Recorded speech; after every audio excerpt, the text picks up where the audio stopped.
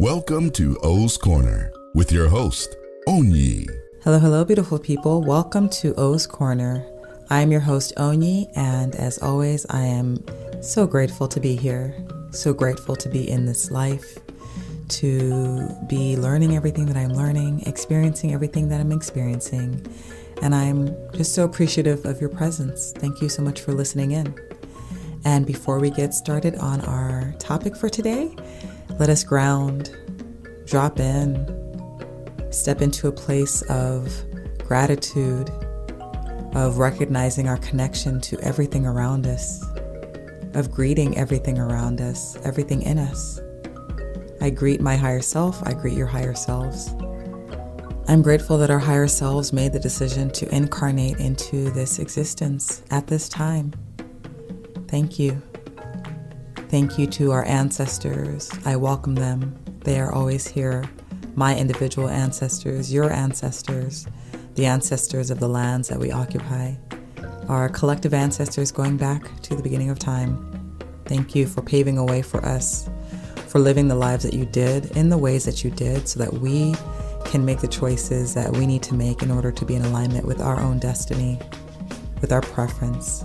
And may we pave a way for our children so that they may remember who they are and make the choices that are in alignment with their joy, with their peace, with what they came here to do.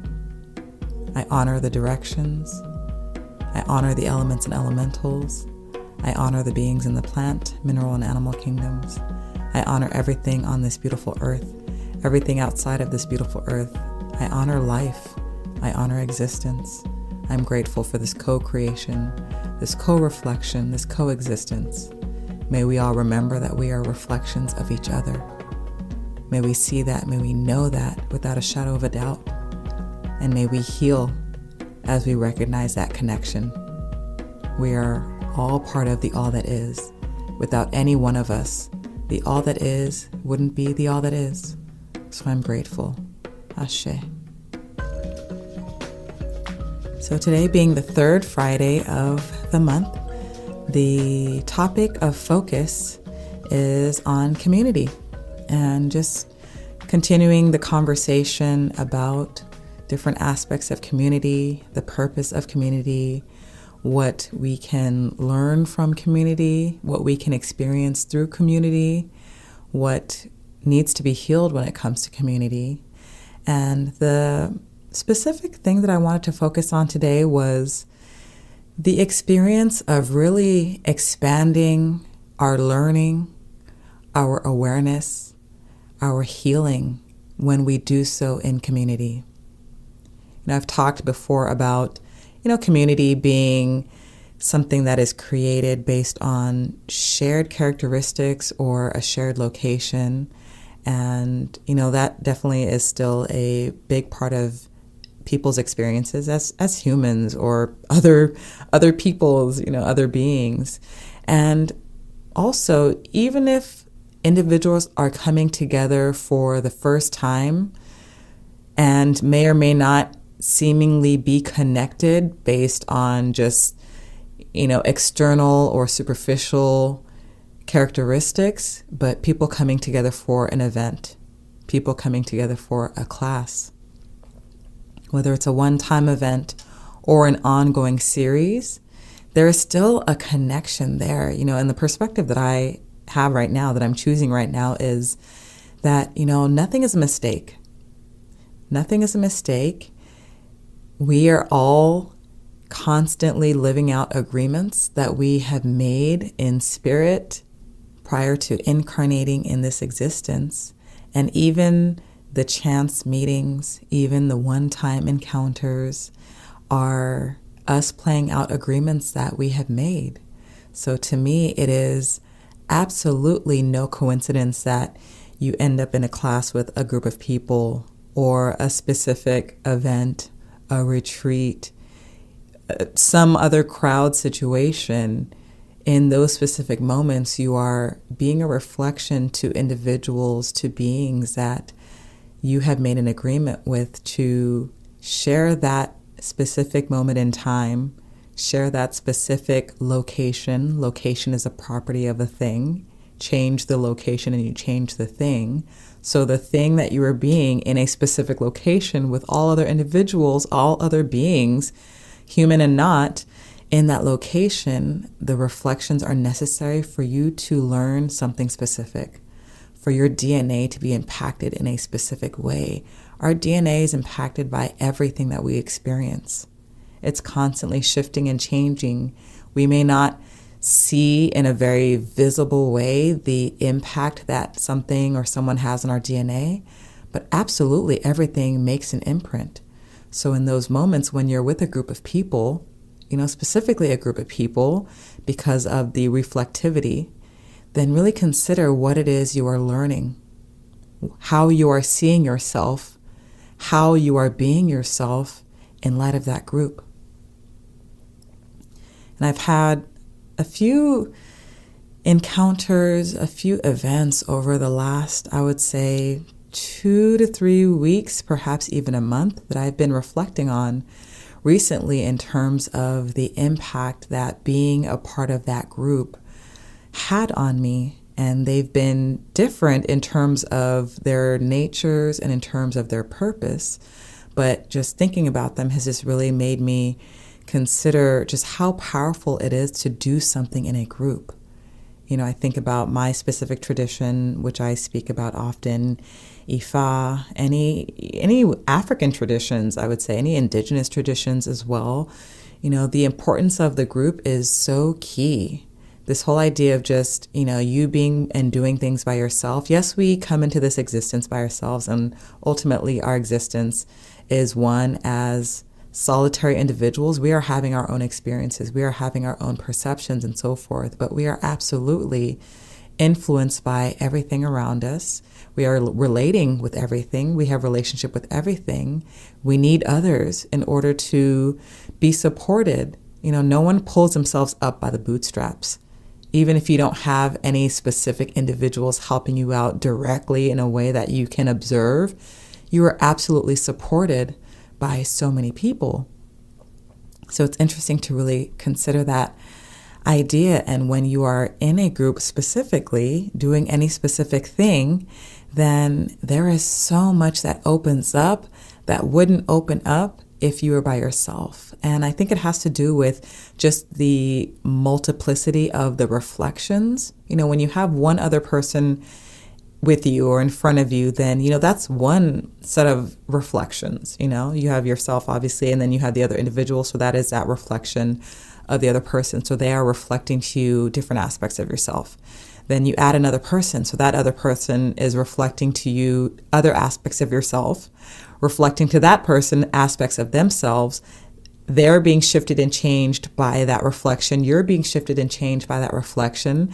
And as you are all shifting and changing, the new people that you become in every single moment are continuing to interact with the new people of each of you. So it's kind of this crazy, almost like, a mirror within a mirror within a mirror, just kind of keeps on going on forever. So think about that when it comes to being in a group of people, whether it's 2 or more people, and the constant reflections that are happening and the reflections upon reflections that each of you is experiencing. It's so multidimensional.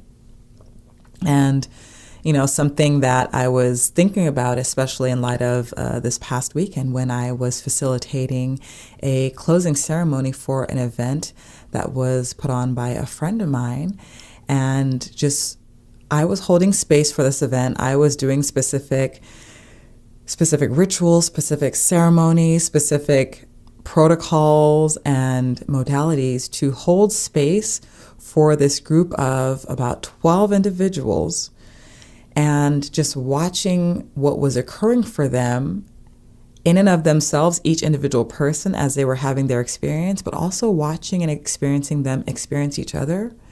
It was really powerful. And it just was yet again another reminder for me, especially, this was one of the first events that I've done in person. We definitely practice safety precautions and we're COVID compliant, but this and actually another experience that I had, I actually should correct that. I did have another experience outdoors recently too, where it was, again, kind of a small group healing, and just watching and witnessing individuals having their healing experience with each other is so powerful. These are individual experiences, but are happening in a group setting. And, something that was really instilled in me a few years ago when I received my training and also my certification in a modality that I practice called PureBioenergy, which is a laying of the hands modality. We are really channeling, or we are being a conduit of the life force energy, chi, prana, ashe, all the different words that we want to use for that universal energy, channeling that through us to trigger the individual's own energy within themselves, to remind their entire being that it knows what it needs to do in order to bring itself back into balance. That's just a very simple description of what is going on in that type of healing, or I would say any energy healing modality. But one of the things that was really instilled in me by my teacher during part of our training, when we were doing group trainings, or training to do group healings, I should say, was that there is so much power in group healings because there is power in the witnessing of someone else's healing. When you witness someone having their own experience, their own healing experience, again, that reflection, reminding you as you are watching this person, hearing this person, experiencing this person in all the different ways that you can, whatever that looks like for you, it sends a message to your own being as a reminder that you can do this too. Again, we are all reflections of each other, even if on a conscious level, in light of our conditioning, in light of our negative beliefs, in light of indoctrination and so forth, even if on the surface level, we can't look at other people and see ourselves, there is something within us, in my perspective, on a fundamental level, on an energetic level, on a spiritual level, that bypasses the conscious mind, that knows that everything outside of us is a reflection of us. It just knows. So in that part of us that knows, when it experiences someone else going through an experience, when it witnesses the shift of another person, it's again, reminder, a signal to our being that I can do this too. That person outside of me, is a reflection of me. So therefore, not only can I do this too, but really, as they're healing, I'm actually healing. Isn't that a trip? We are all connected. We are all reflections of each other. So any one person's healing is actually a healing of the entire unit. Now, we may or may not, depending on the person's sensitivity levels or their ability to tap into the experience, we may or may not feel it on the same visceral level as the person, although there are those individuals, again, depending on what your specific, quote, gifts are, or, the ways in which your specific being taps into energy, there are those individuals who can feel the experiences of other people damn near as if they were the ones having that same experience. They are tapping into that energetic connection that we all have to each other and are able to then, again, almost like replicate that specific somatic experience. It's quite fascinating. I myself have had experiences where before someone reached my office for a specific healing session, I started to feel certain physical symptoms. And it kind of struck me as odd, like, why am I feeling this all of a sudden? And then the person arrives and they're describing what's going on for them. And I'm like, it was you.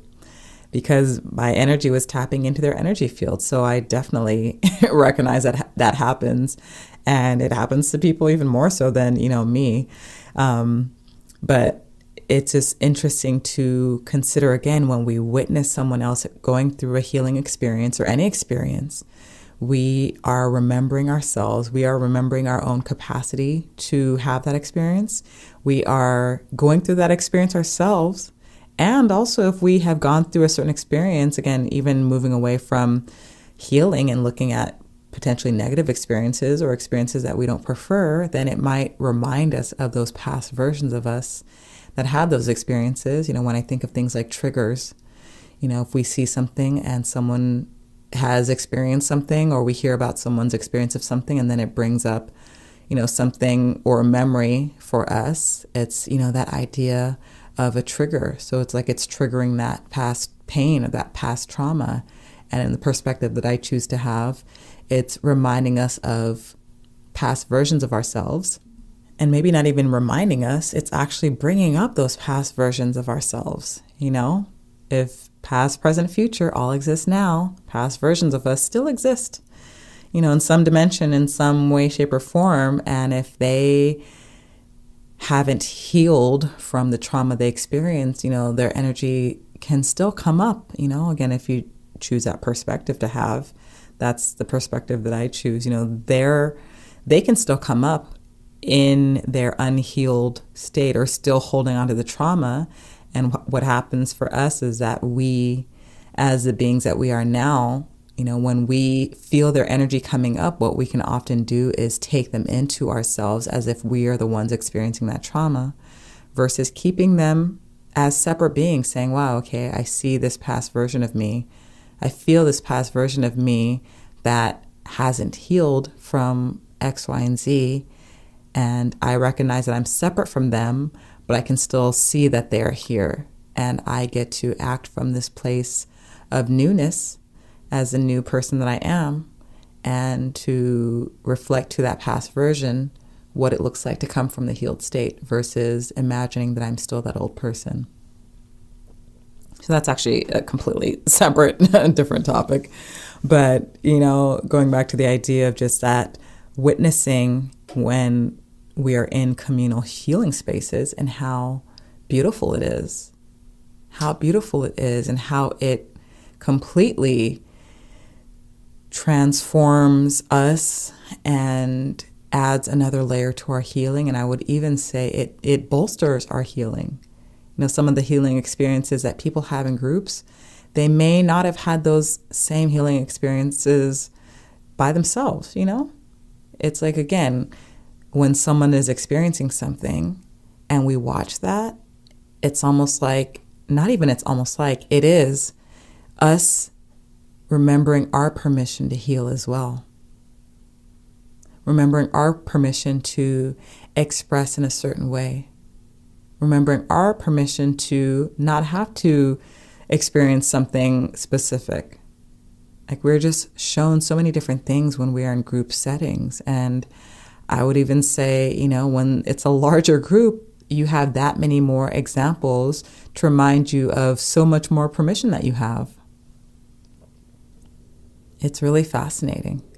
Really, really fascinating. So again, being in this group healing that I was part of and just watching everyone, it was just so incredible to see all the different ways in which they were experiencing each other going through their healing processes. And you can kind of see it it's like a ping pong effect, almost like a falling cascade of dominoes where it's like, oop, one right after the other goes, because again, that energy is moving through everyone. So it's like the container that the group has created is so much bigger than the individual container, which the individual container is still quite enormous.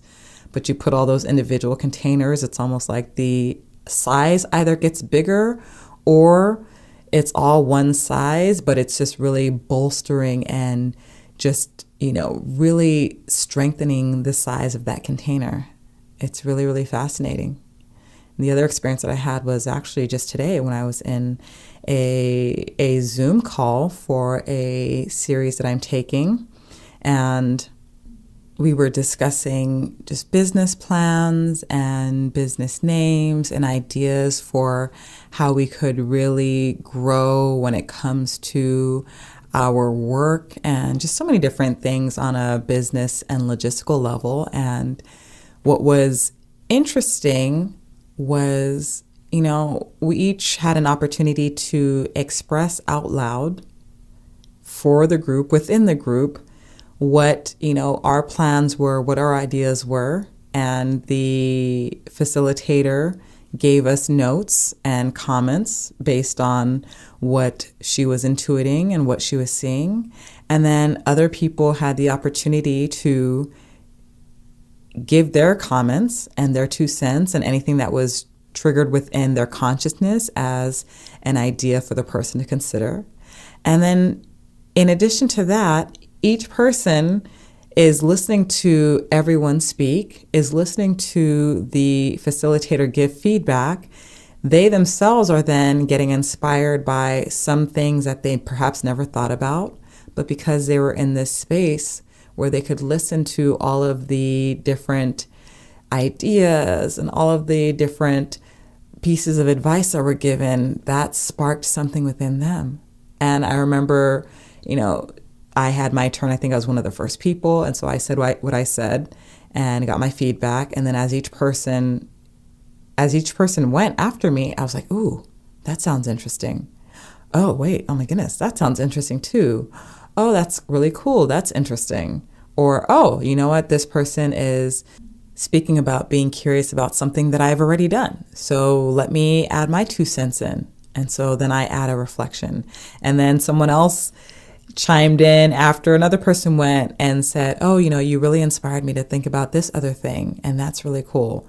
And then another person would say something and someone else would chime in and say, hey, how about you think of doing it this way?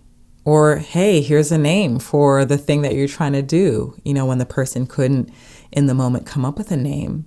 So again, it's like you have an expanded pool or maybe both, pull and pull, of creativity, of possibilities, of experiences, of reminders, of just all the things. Reflections for you to remember who you are. Reflections for you to know that you don't have to do things by yourself. All the information is out there. All the information is contained within all of us. We all have different pieces of the puzzle.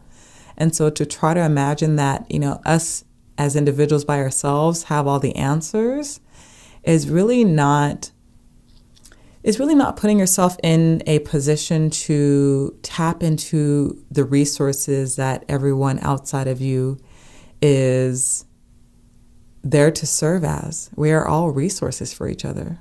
Again, we are all reflections of each other. We are all pieces of the puzzle. So you are just one piece of the puzzle. Yes, again, not to say that we are not complete within ourselves. I believe that we are complete within ourselves. We don't have to do anything to make us more complete in the sense of worthiness. I think it's good to make that clear. Like we are valuable, we are worthy, we are complete. And having the completeness of other individuals helps us to realize those aspects of us that we may not have seen so clearly or from a different perspective than we are seeing them, again, in light of the other person's reflection.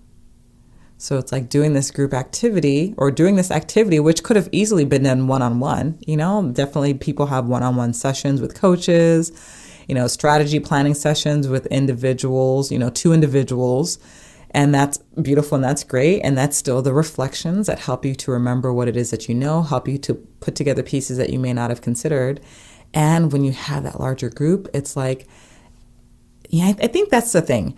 Not everyone has to try so hard to come up with all the material. So think about if you have one person. And so then you as the one person are putting in the energy and the effort to come up with kind of a lot of information. And while you can still do it, you can look outside of you and everything's a reflection of you. So you can grab all that information from outside of you, from inside of you, and that's that.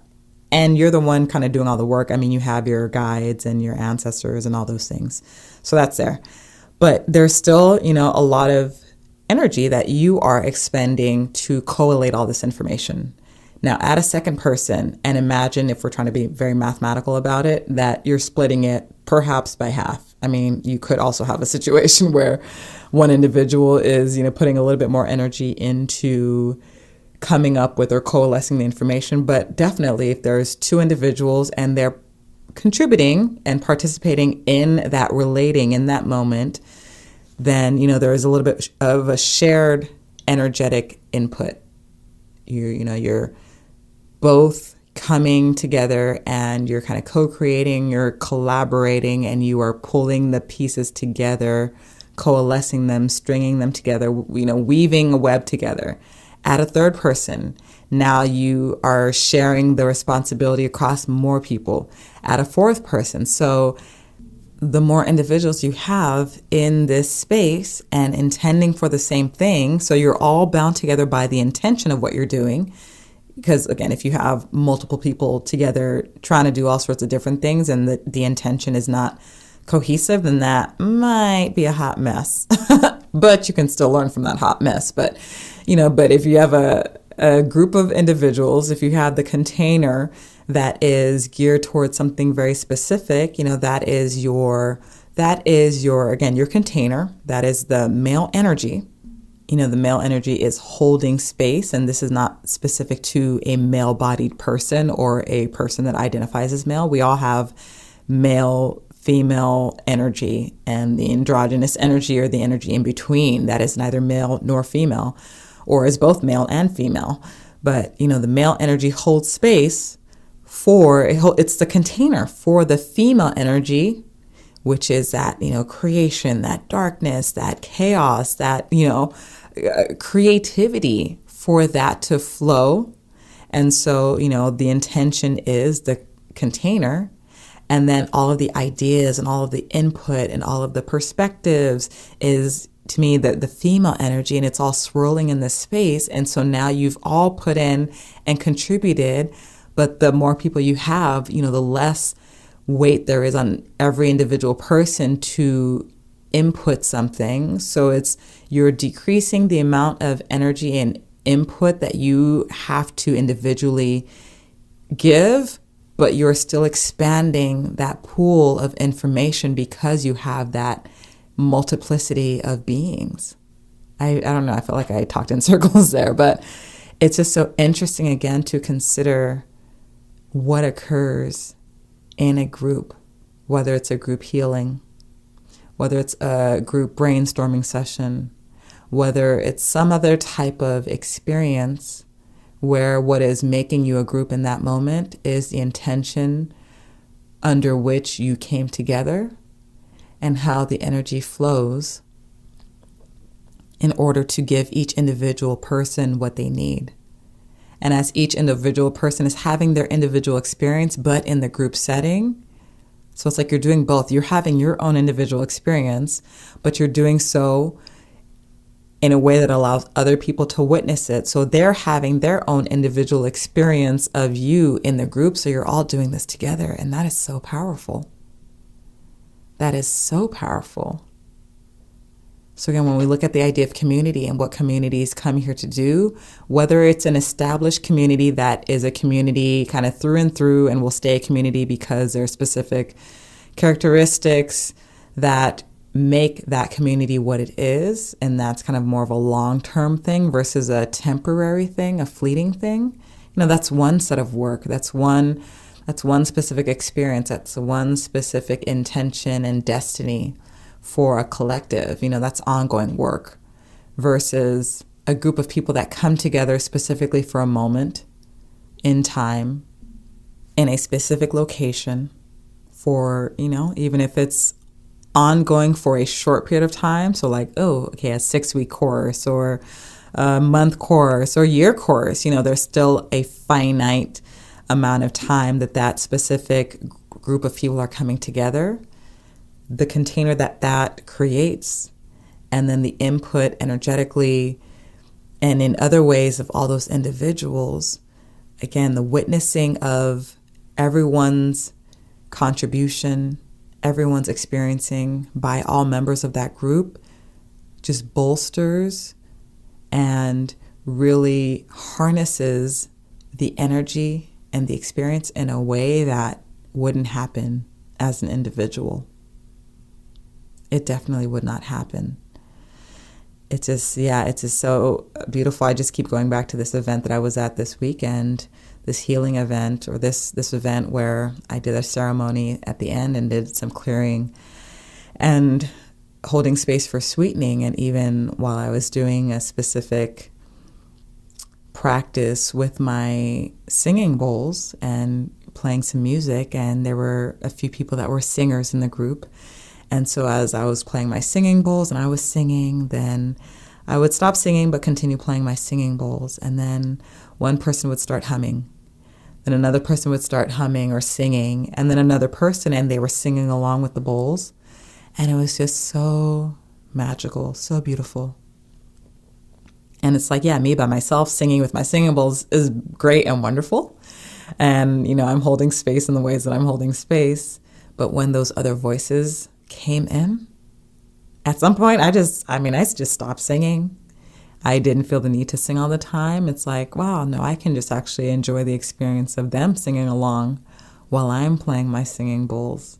And it was just so powerful that their voices added to the work that I was doing in terms of holding space. It was also healing for them in the sense that they were expressing with their voices. So whatever that was doing energetically for them as individuals was beautiful, but then what it was doing for the group was amazing. What it was doing for me was amazing. And it just continued to, again, add to the transformative energy that already was encircling, just surrounding this group. It was so beautiful. And I know it's, we're in times of quarantine. We're in a pandemic. So the ability to gather in person, unless you are quarantining with individuals, may or may not be as possible as it was prior to the pandemic.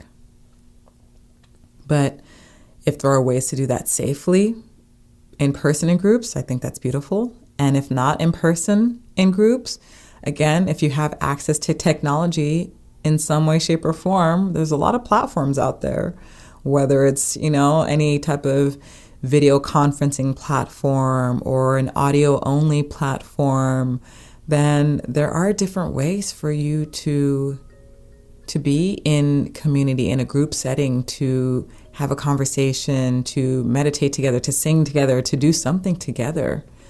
Even if you meet physically and are just, on the other side of the street, whatever you got to do, and all the ways you can do it. Again, if we stay stuck in the idea of like, I can't do it this way, so I'm not going to do it at all, then we miss out on the opportunity to, one, exercise our creativity, and two, have the experiences that we need to have in order to be more of who we are. And yes, I definitely see that this is also a time where there's a lot of inner work being done and self-reflection, where, we are actually benefiting in some ways from, just being in solitude in ways that are healthy for us, and just really learning how to appreciate that. And I think that's definitely beautiful work to do and necessary work to do, to love yourself and be with yourself and enjoy being with yourself. And there's the power and the beauty of being in community and being in a group setting and doing things in a group setting, having an individual experience in a group setting, having a collective experience in a group setting. There's just so much power to that. So consider the ways that you can gather in community, whether it's just you and another person or you and two other people. If you're thinking about some idea, you're trying to work through a challenge, a problem, and if the individuals that you can bring it to are people that are in alignment with you, that have your highest good in mind, or that are neutral at the very least, then, you might be able to have a solution to your problem that you may not have seen yourself, and that it required someone else's reflection with the actual solution, or them saying something that helped you to come to the conclusion that maybe they didn't specifically say, but something that they did helped unlock something. Being in community just allows for so many things, opens the doors to so many possibilities. We are all a crossroad. And so when we have multiple crossroads together, those crossroads create crossroads. You know, the possibilities that one person encompasses within their being, and then paired with the possibilities someone else encompasses within their being, just creates a whole nother set of possibilities as your energies intertwine, as your energies encounter each other. So it's just possibilities building upon possibilities, building upon possibilities. So consider what is possible for you. In what ways can you cultivate and lean on community to really help you? Even if you sit in silence with a group of people, that is still very powerful. And you will receive so much in that experience. In fact, you know what? Try that. I just gave y'all an exercise to do. Get a group of people together virtually or safely in person and just sit in silence.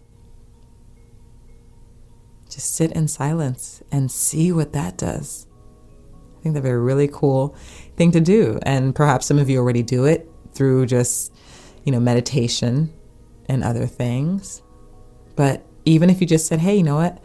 Let's not even call it meditation. Let's just come together and be silent and just see what happens for people. That would be very interesting.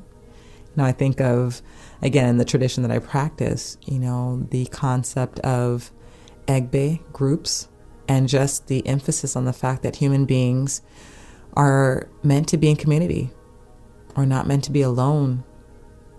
Yes, we have our solitary experiences, and yes, we need those moments to be alone, but human beings are meant to be with each other. And then I also think about that Bible verse that I believe says, when two or more are gathered in my name, I am in their midst.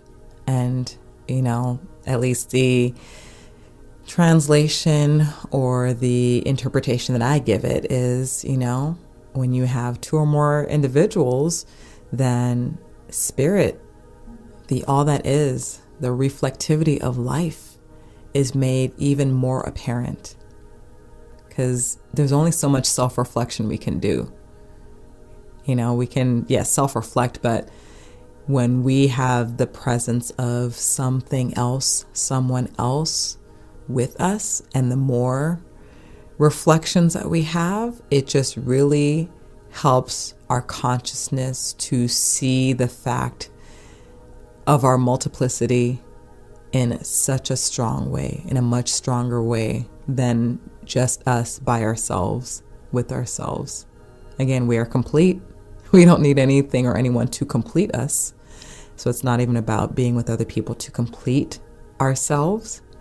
It's about being our complete selves, being with others that are complete in and of themselves, and us completing the agreement, which is to remind each other that we are each other. We are one. And we have permission to be all that we came here to be. And seeing each other's reflections helps us to do that. How beautiful is that? How absolutely beautiful is that? Oh, well, thank you to the messages that came through, to the energy of community, of Egbe, of our clubs in heaven, our spiritual clubs, our Egbe Orun, our clubs on the earth, our communities on earth, Egbe Aye. Thank you for those messages. May we grow in community. May we love our communities. May we see the entirety of humanity as a community and learn all that we can in all the different ways, with joy, with peace, with appreciation. Thank you. Thank you to our higher selves. Thank you to our ancestors. Thank you to the directions. Thank you to the elements and elementals. Thank you to the beings in the plant, mineral, and animal kingdoms. Thank you to all the communities across all the different types of beings and energies and spirits and dimensions. Thank you to everything on earth, all of the communities of earth. Thank you to everything outside of earth, all of the communities outside of this earth. Thank you for the community of existence.